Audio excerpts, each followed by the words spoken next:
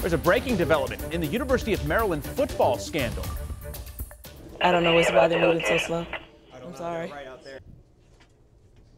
Released video showing a new view of the scene around Jordan McNair's death. The 19-year-old died of heat stroke during practice on May 29th. This new body camera footage is from 2 university police officers. Responders discuss hospitals with the best equipment to treat heat stroke. They're also questioning whether the response is happening fast enough. About half of the 20-minute long video has been removed. The University of Maryland said that is to protect personal medical information.